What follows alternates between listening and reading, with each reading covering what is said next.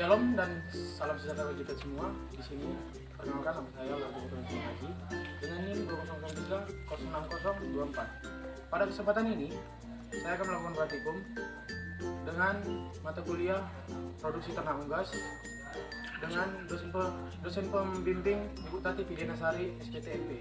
Pada kesempatan ini saya akan melakukan praktikum ternak unggas dengan sampel atau spesies galus-galus domestikus maskulin yang kita sering sebut itu ayam jantan.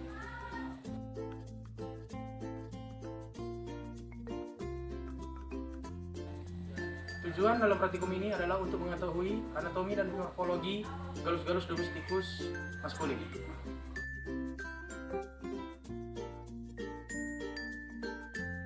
Di sini saya akan menjelaskan taksonomi dari galus-galus domestika. Yang pertama itu filum. Filumnya adalah Chordata, yang kedua subfilumnya adalah Vertebrata, kelasnya adalah Aves, ordonya adalah Galliformis, subordo adalah Galli, familinya Phasianidae, subfamili adalah Phasianinae, tribus adalah Phasianina, genusnya adalah Gallus, dan yang terakhir adalah spesies adalah galus-galus domestika.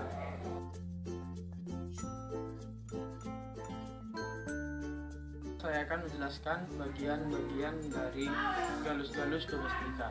Yang pertama adalah caput, yang kedua adalah kolum, yang ketiga adalah trunkus, yang keempat adalah ekstremitas anterior, yang kelima adalah ekstremitas posterior, yang terakhir. Langsung saja, yang pertama itu anatomi eksternal ternak galus-galus domestika. Yang pertama itu caput. Caput terdiri atas rostrum. Rostrum terbagi atas dua, yaitu maksilia dan mandibula yang dilapisi oleh zat tanduk. Yang kedua itu nares anterior dibagi menjadi dua, kemudian cavum moris, kemudian maksilia, ostium paragium tuba auditiva yaitu pendengaran, lingula atau lidah, kemudian sera merupakan tonjolan kulit lunak pangkal atas rostrum, kemudian organon visus terbagi atas bulbulus oculi, pupil, kemudian kelopak mata terbagi atas dua yaitu superior dan anterior, dan terakhir adalah porus activus externus terbagi atas dua. Kemudian kolum, baru trunkus. Trunkus terbagi atas dua yaitu ekstremitas anterior dan ekstremitas posterior. Yang pertama itu tulang humerus, radius, ulna, osa carpilla, capometacarpus, dan digiti terdapat pada ekstremitas anterior. Kemudian ekstremitas posterior yaitu tulang femur, patella, tibiotarsus, fibula, tarsometatarsus, dan phalanges. Jari pertama mempunyai satu buah phalanges. Jari kedua mempunyai dua buah phalanges. Jari ketiga mempunyai 3 buah phalanges dan jari keempat memiliki 3 buah phalanges dan hanya terdapat di ekstremitas posterior.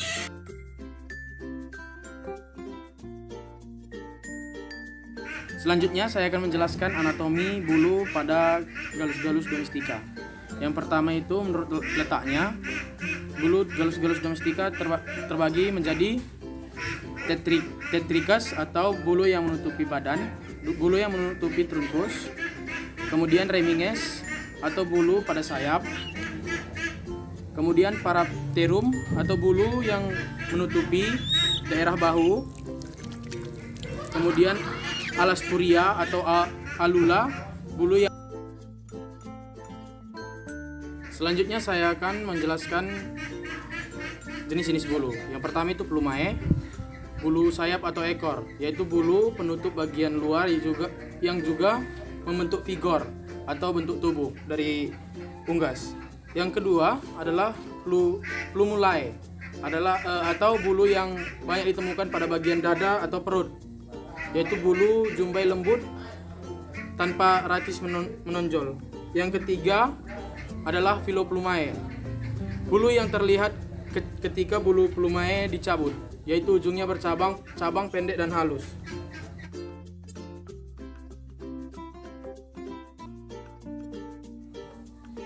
Baik, di sini saya akan menjelaskan bagian-bagian tampak dari luar Gallus domestica. Yang pertama itu esophagus, yang kedua crop, yang ketiga cor, yang keempat hepar, kemudian pulmo, setelah itu propendiculus, ventriculus, kemudian ada duodenum, jejunum, ileum, kemudian ceca, kemudian rectum, dan terakhir kloaka.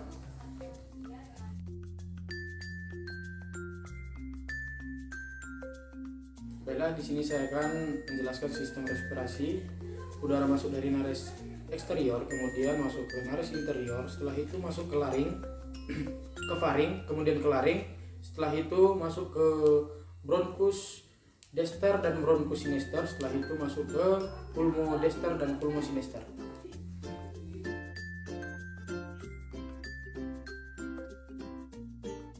Baiklah, di sini selanjutnya saya akan menjelaskan sistem digesteria pada Gallus domestica. Yang pertama itu dimulai dari mulut, makanan masuk dari mulut, kemudian makanan dialiri kelenjar ludah atau glandula salivum. Saliva merupakan cairan yang dapat memudahkan makanan untuk ditelan oleh Gallus domestica.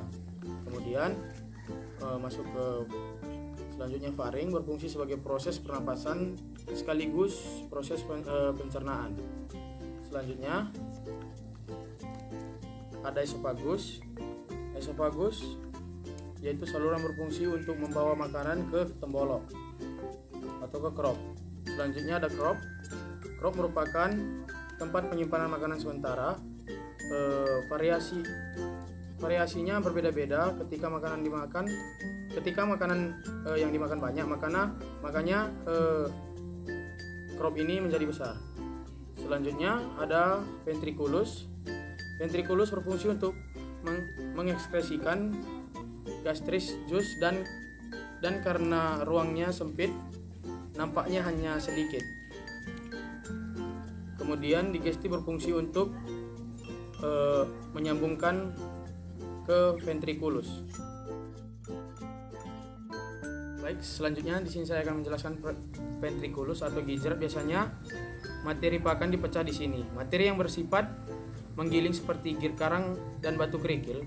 Partikel yang digiling menjadi partikel kecil yang mampu melalui intestine. Selanjutnya adalah intestinum atau usus halus yang terdiri dari duodenum, jejunum, dan ileum. Fungsi usus halus yaitu sebagai tempat penyerapan. Selanjutnya seka atau usus buntu.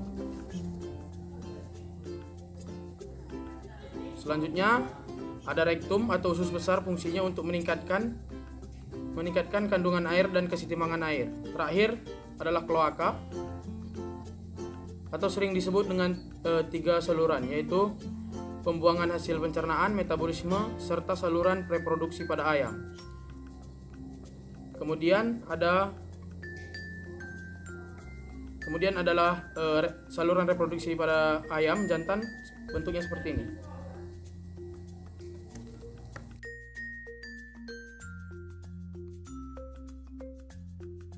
Selanjutnya saya akan menjelaskan susunan syaraf pada Gallus domestica. Yang pertama adalah cerebrum atau otak besar sebagai pengatur aktivitas yang berkaitan dengan intelijensi, kesadaran, dan keseimbangan. Selanjutnya cerebellum atau otak kecil berfungsi untuk pengaturan keseimbangan Gallus domestica, keseimbangan saat terbang. Selanjutnya adalah medulla oblongata, berfungsi mengantar infus yang berkaitan yang datang dari medula spinalis menuju otak. Contohnya yaitu pernapasan, pencernaan, detak jantung, dan menelan. Yang terakhir adalah medula spinalis atau susun tulang belakang yang berfungsi membawa sinyal atau informasi dari otak ke otot atau organ-organ tertentu.